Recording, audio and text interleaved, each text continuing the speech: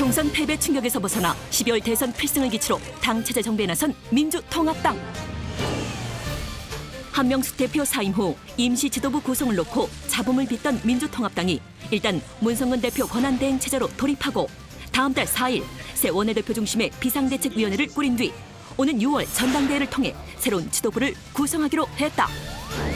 그러나 일각에서는 차기 당권을 둘러싼 이른바 친노 대 비노 진영 간의 경쟁이 본격화되면서 주도권 싸움이 수면 위로 떠올라 당 전체가 위기를 맞을 수 있다는 관측이 제기되고 있는데, 여기에 안철수 교수의 영입설과 야권연대 유지 여부를 놓고 온도차를 보이고 있어 향후 대선을 향한 레이스에 어떤 변수가 될지 관심이 모아지고 있다. 새 지도부 구성을 앞두고 임시 지도부 체제로 물밑조율에 들어간 민주통합당이 계파 갈등을 극복하고 수권정당의 면모를 일신하기 위한 필승 전략은 무엇인지, 민주통합당 박용진 대변인으로부터 총선 이후 민주통합당의 방향과 추진 과제에 대해 들어본다.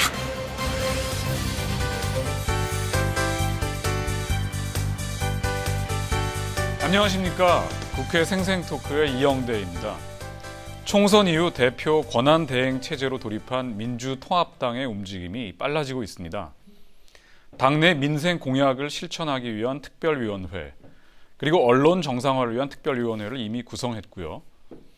또 다음 달 초에 치러지게 될 원내대표 경선을 앞두고는 당내 경쟁도 이제 본격화되는 모습입니다.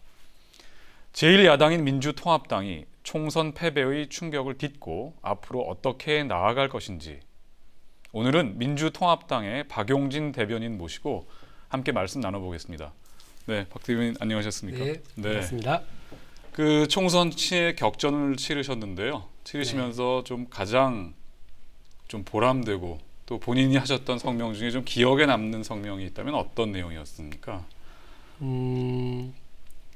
글쎄요, 우리 뭐 워낙 이제 거의 뭐 야전에서 육박전 치르다 보니까 그렇죠. 무슨 네. 얘기를 얼마나 어떻게 했는지 기억이 나지는 않는데, 네. 어쨌거나 야권 연대를 실현시켰던 날이 제일 뭐 의미 있는 날이었다고 생각을 합니다. 네. 전통적으로 우리나라에서 이른바 민주 진보 진영은 분열로 계속해서 패배와 실패를 거듭해 왔는데요. 이번에는 전국적인 선거에서 야권 연대를 형성하고 그것으로 정권 교체를 위한 어떤 뭐 첫걸음을 띄었다라고 평가할 수 있다고 생각하고요. 그것이 가장 기억에 남습니다. 네, 우리 그 박 대변인을 야권에서 대변인으로 선임한 것은 아마 국민들에게 희망과 좀 에너지의 메시지를 충실히 전달하기 위함이 아니었나 하는 생각이 드는데요. 과찬이십니다. 네, 하시면서 좀 힘들고 좀 어려웠던 순간은 언제입니까? 아무래도 야권 연대에서 가장 보람을 느꼈다고 하니까 네. 야권 연대가 위기였을 때가 제일 네. 더 기억에 남아요. 그래서 관악을 해서 이정희 대표가 후보직을 사퇴해야 되는 그 2, 3일 정도의 시기, 네. 선거에는 이제 막 돌입을 했는데 후보 등록을 강행할 거냐 아니면 사퇴할 거냐를 놓고 야권 연대 전체가 위기로, 네. 그 진보의 어떤 도덕성이 어떤 뭐 그 위기로 몰렸을 때가 네. 제일 힘들었던 것 같습니다. 네. 그 이제 선거 결과가 나왔는데 그 지도부를 이끈 그 이제 당직의 한 분으로서 좀 총평을 내린다면 어떤 평가를 하실 수 있을까요? 의미가 뭐 완벽하게 패배다 이렇게 얘기할 수는 없을 것 같아요. 네. 아시다시피 아주 수적으로만 보면 87석에서 127석으로 야권연대 전체로는 140석을 얻었으니까 수도권에서의 압승 등을 생각해 보면 네. 의미가 패배다, 참패다 이렇게 얘기하기 쉽지는 않죠. 다만 국민들이 만들어준 거예요. 네. 민주통합당이 잘했다기보다는 국민들이 네. 만들어준 거고, 국민들이 마련해 놓은 이 잘 차려놓은 밥상에 뭐 이렇게 숟가락 하나 더 얹어놓지 못하고 이제 제대로 식사도 끝내지 못한 이런 느낌인 거죠. 그래서 네. 국민들에게 죄송하고 맡겨준 소임을 제대로 하지 못한 것에 대해서 그 질책을 겸허히 받아들이겠다, 이런 뭐 말씀을 드리겠고요. 그런 면에서 이번 선거에는 저 어떤 그 기쁨보다는 아쉬움이 많이 남는 네. 선거입니다. 네. 그러한 결과를 초래하게 된 제일 큰 원인은 뭐라고 생각하십니까? 아무래도 국민들 보기에 합당치 않은 거죠. 네. 무슨 말씀이냐면 민주통합당이 뭐 저처럼 진보정당에서 결합하는 사람, 그다음에 한국노총과 민주노총 일부 이렇게 노동계에서 오는 사람들, 네. 그리고 제야 시민사회단체 이렇게 결합을 쭉 해왔잖아요. 민주당과 함께. 그렇죠. 민주통합당을 거듭났을 때는 아시겠지만 40% 초반대 상당히 높은 정당 지지율을 가지고 있었고 네. 뭐 총선에서의 압승은 따놓은 당상 이렇게 생각하고 있었단 말이죠. 네. 국민들의 기대를 잘 받아들였을 때는 그 정도를 해줄 수 있었지만 그 이후에 총선 이제 공천 과정에서의 뭐 오만함, 실패 이런 것들을 보이면서 통합의 상징성 그리고 정권 교체의 어떤 다양한 힘들을 모아나가는 정당으로서의 그림이 보이질 않으니까 네. 국민들이 그 지지를 금방 철회하는 거죠. 제가 그래서 그 당대표 경선에도 출마를 했었는데 그렇죠. 민주통합당 당대표 경선에 출마하면서 했었던 얘기 중에 하나가 이 70만 80만의 선거인단은 네. 우리를 지지하는 분들이 아니라 우리를 감시하러 온 분들이고 민주통합당의 심판을 하러 온 사람들이다. 네. 그런 잘해야 된다. 여기서 뭐 여기 경선 대박 났다고 좋아할 거 아니고 지지율 상한가라고 좋아할 거 아니다. 아니나 다를까 뭐 한 2달 만에 바로 그냥 그 10% 가까이가 또 빠진 거거든요. 네. 그래서 저희들의 총선 결과는 저희들이 이제 자살골, 자책골 이렇게 생각을 하고 국민 여러분들께서 정권 교체를 향해서 정말 밀어주시고 도와주신 그 열정을 제대로 받아안지 못했기 때문에 이런 결과가 나온 것 같습니다. 네. 정말 그런 점에서는 죄송하고 다시 추스리고 또 통합했을 때 그 초심으로 돌아가서 노동자들이 존중받는 노동 존중의 복지국가, 한반도 네. 평화 이것을 실현해내는 국민들의 기대에 충실히 따르는 그런 정당으로 정권 교체를 완수해내겠습니다. 네.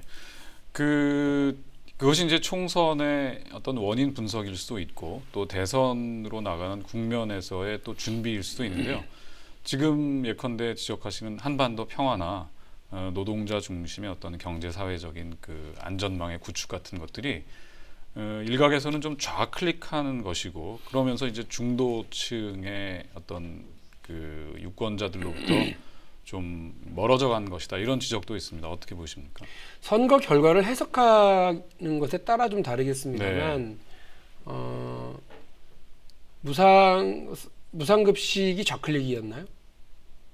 그 박원순 서울시장이 당선되고 나서 바로 그 다음날 했던 게 813억인가 정도 되는 네. 그 서울시의 무상급식 도입에 따른 증액안이었습니다. 예산안.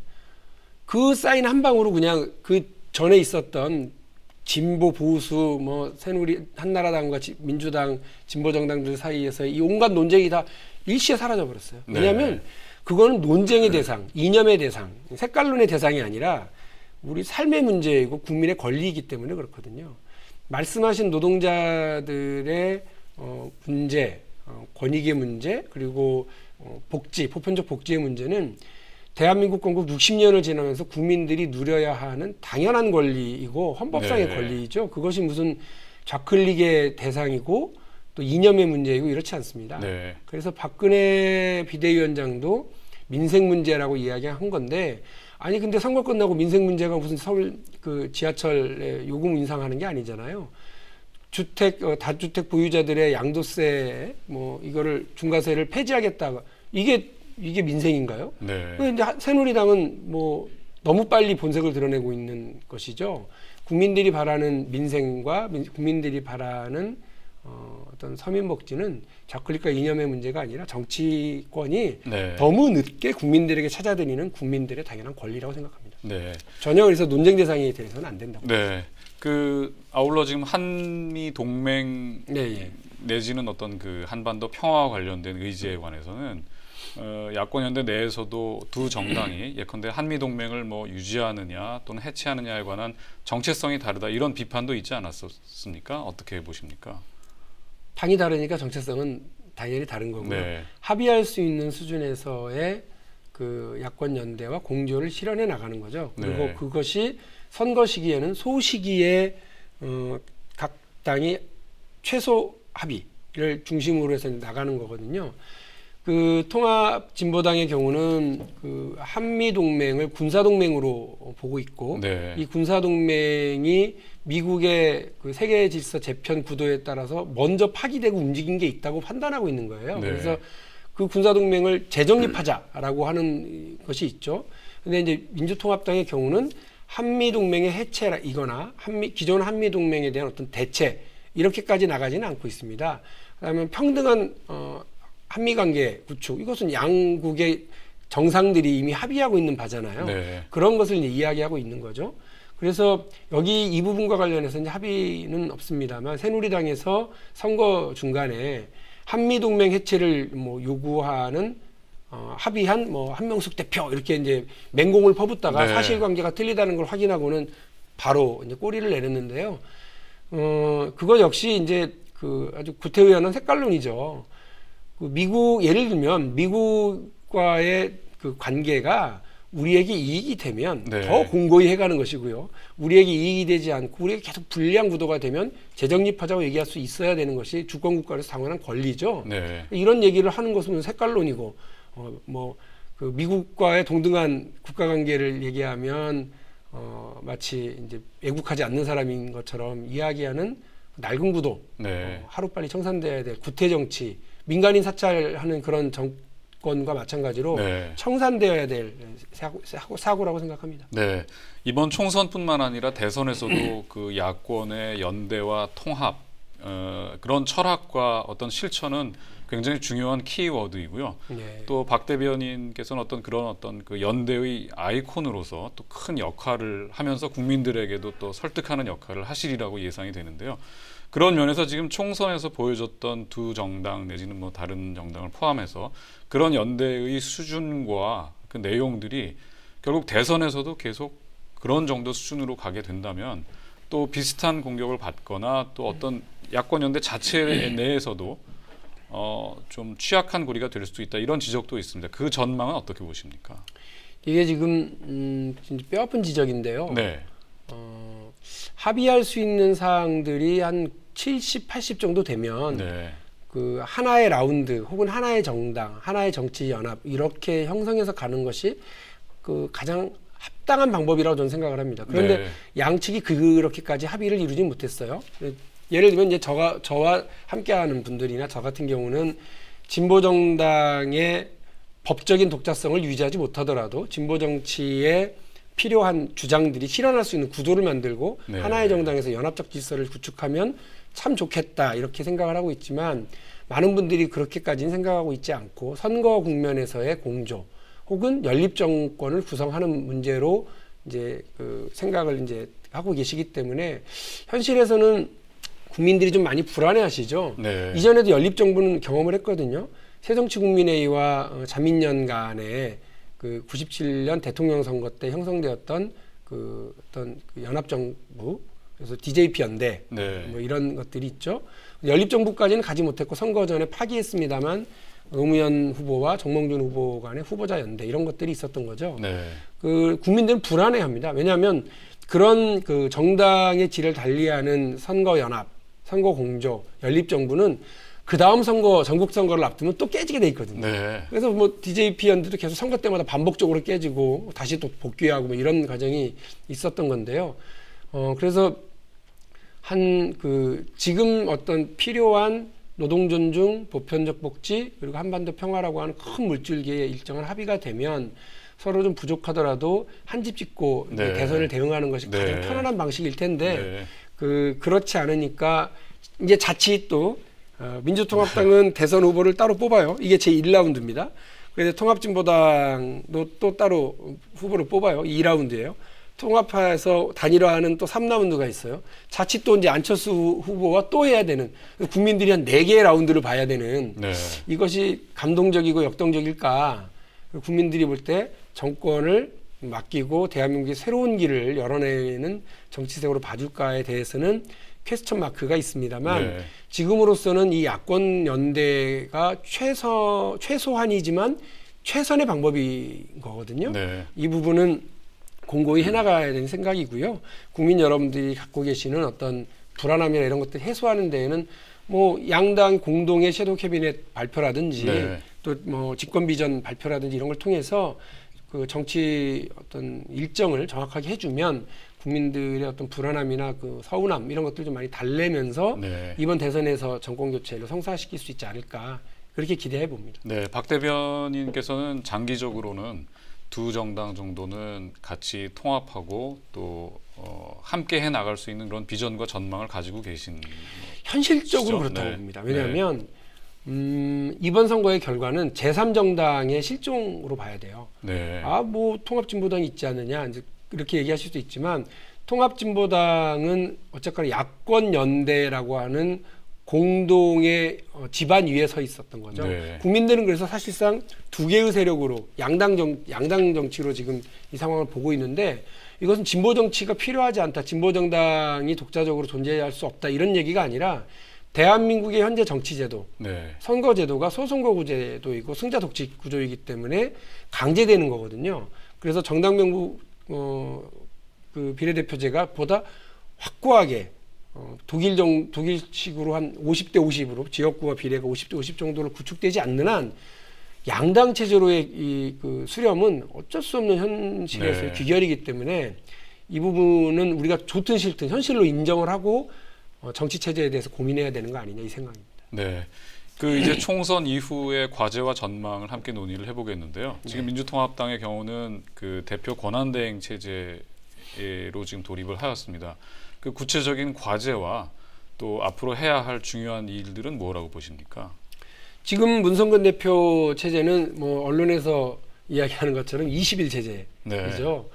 네. 이 짧은 기간 동안 할 수 있는 일은 두 가지입니다. 첫 번째는 5월 4일 있는 5월 4일 날 있는 원내대표 네. 선출. 그리고 이 원내대표가 선출되면 이 원내대표를 중심으로 한 비상대책위원회 구성하기로 했기 때문에 네. 이것을 잘 준비하는 것과 6월 9일 날 있는 임시 전당대회를 내실 있게 잘 준비하는 것 이것입니다. 그에 따라서 오늘 최고위원회에서는 원내대표 선출 규정, 그다음에 전당대회 규정, 전당대회 준비위원회 구성 이런 아주 실무적인 결정들이 쭉 있었거든요. 네. 그래서 윤석근 대표 체제는 이 6월 9일 전당대회와 5월 4일 원내대표 선출을 잘 해서 네. 다음 지도부에게 권력을 잘 이양하는 임시지도부 역할을 하고 있는 거거든요. 네. 예.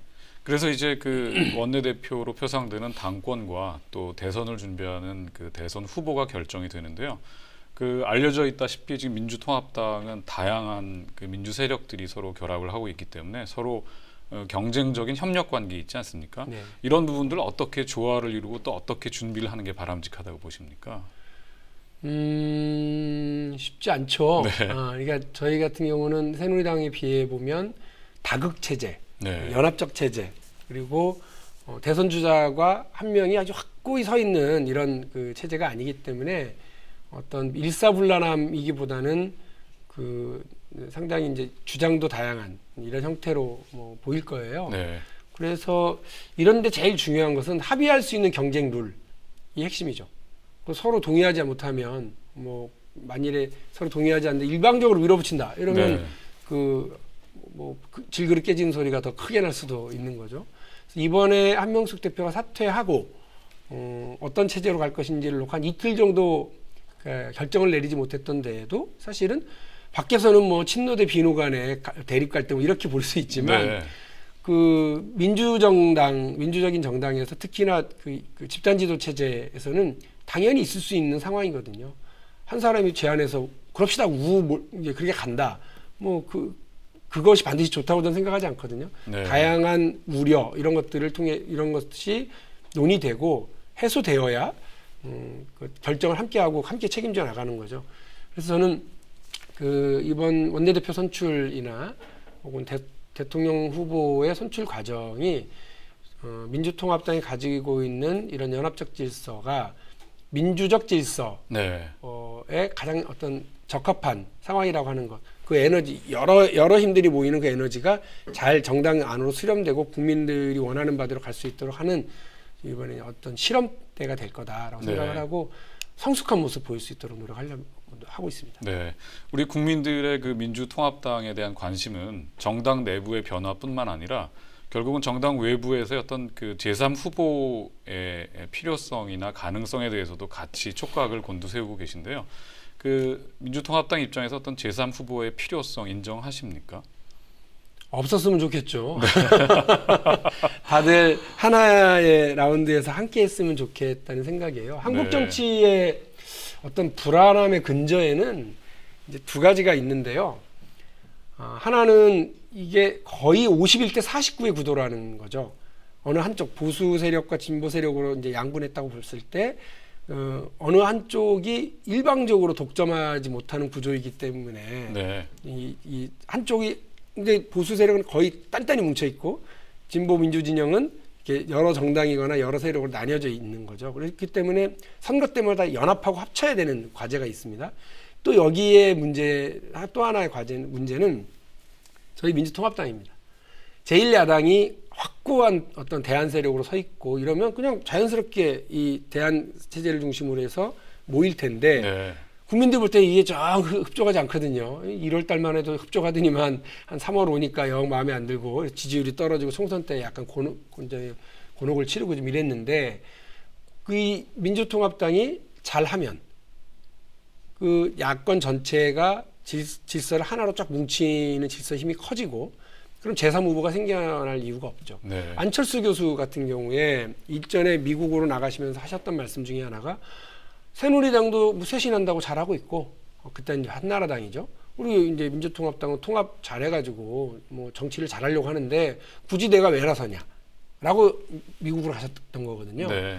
그때를 생각해 보면 민주통합당이 잘하고 야권 연대를 잘 형성시켜내고 대안 체제로 인정을 받고 정권 교체 가능성이 높아지면 안철수 교수가 굳이 불펜에서 몸을 풀거나 이렇게 등판하려고 할 이유가 없는 거거든요. 네. 끝까지 그것으로 완봉승을 거두면 되니까 완투를 하면 되니까요. 그래서 저로서는 민주통합당으로서는 우리가 잘해서 다른 분들이 수고하실 필요가 없도록 네. 하는 것이 가장 좋겠다 네. 는 생각입니다. 네. 그 특히 대선은 어떤 정책이 하나의 후보라는 인물로 수렴이 되면서 결국 그 개인 인물에 관한 선택이라는 성격도 같이 갖고 있지 않습니까? 그래서 오늘의 총선의 결과를 우리가 좀 반성적인 시각에서 좀 정말 진지하게 성찰을 해본다면 민주통합당의 그 내부에서 가지고 있는 역량으로 과연 다음 수권이 가능하고 현실적으로 그런 역량이 있느냐에 관한 좀 냉정한 분석도 필요하지 않습니까? 그런 면에서 제3 후보를 같이 그 연합하여 아까 말씀하신 그 대선에서의 어떤 새로운 국면, 새로운 지평을 여는 의무도 어떻게 보면 대국민적인 하나의 정치적인 의무로 볼 수 있다는 그런 지적도 있습니다. 어떻게 보십니까? 대통령 선거에서의 승리 그리고 정권 교체는 이 시대 최고의 공의입니다. 네. 저는 그렇게 생각합니다. 지난 4년 동안 이명박 정부와 새누리당이 보여줬던 어떤 정권의 독주, 민심 역행 이건 뭐 두 번 다시 반복돼서는 안 된다고 생각하기 네. 때문에 그렇습니다. OECD 가입 국가이고 또 뭐 세계 외교의 중심에 선 뭐 강소국 대한민국이라는 국격에도 맞지 않는 상황이라고 생각하고요.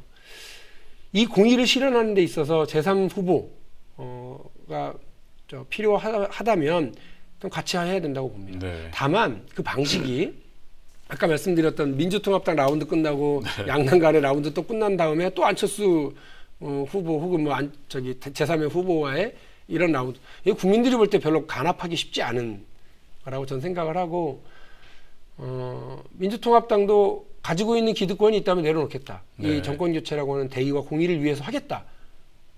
그런데 마치 2002년의 모델.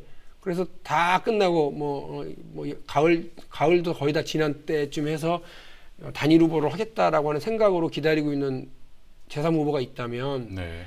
저는 생각 다시 해보셔야 된다고 생각합니다. 그때도 물론 대대적인 국민 참여 경선이었습니다만 이번엔 더 큰 규모로 할 거거든요. 네. 300만, 500만을 얘기하고 있습니다. 그 많은 규모의 국민들이 참여해서 결정한 후보를 뭐 한두 개 여론조사를 통해서 결정한다? 이게 민주주의냐? 네. 그때도 10년 전에도 나왔던 그 질문이고요. 지금도 여전히 유효한 질문이기 때문에 권력에 눈이 먼 사람이 아니라면 이 역사의 공의, 국민적 대의, 정권 교체를 실현시키기 위해서라면 자기가 좀 불리하고 자기가 아직 준비가 좀 덜 됐더라도 공의와 대의에 복무하기 위해서 나서야 된다. 뜻을 분명히 하고 해야 된다고 생각을 합니다. 네. 그래야 역사가 앞으로 간다고 봅니다. 그 대선은 굉장히 중요한 정치적인 이벤트이지만 사실은 그것을 준비하는 일련의 과정, 절차, 그 생활 속에서 우리의 민주주의가 더욱 꽃피고 또 의미가 있는 것이라고 보여지는데요.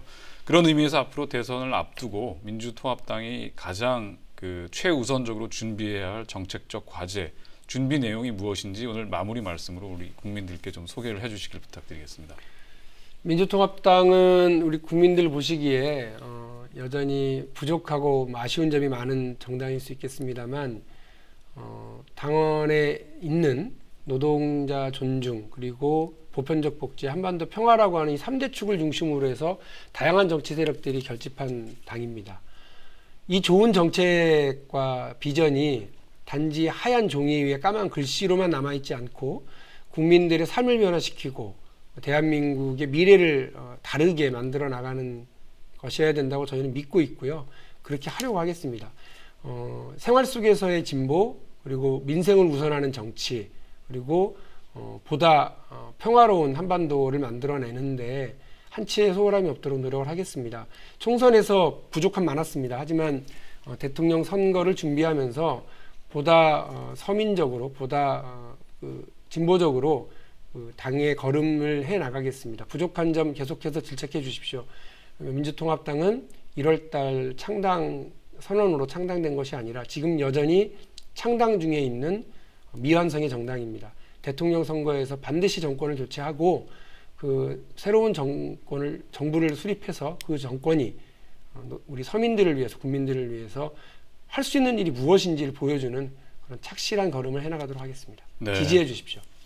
그 진보 정당의 최일선의 전선에서 격렬하고 치열하게 살았던 그 한 정치인의 삶을 또 보다 대중적이고 또 보다 국민적인 정당에서 더 포용력 있는 그 실천의 삶을 살고 계시는 우리 그 박 대변인의 호소가 또 국민들에게 잘 전달되고 앞으로의 활약을 더욱 기대하게 하는 소중한 시간이었습니다. 시간 내셔서 고맙습니다. 감사합니다. 네. 이제 임시지도부 체제로 들어간 민주통합당의 새로운 지도부의 최근 행보가 주목을 받고 있습니다. 첫 대회 일정으로는 파업 노조를 찾았고요. 또 일반 국민들과 이렇게 대화의 시간을 갖는 그런 모습이었는데요. 이런 적극적인 행보, 이제 총선 패배 이후의 혼란과 갈등에 빠졌던 민주통합당에 어떤 새로운 바람을 가져올지 함께 지켜보겠습니다. 국회 생생토크 오늘은 여기서 마치겠습니다. 고맙습니다.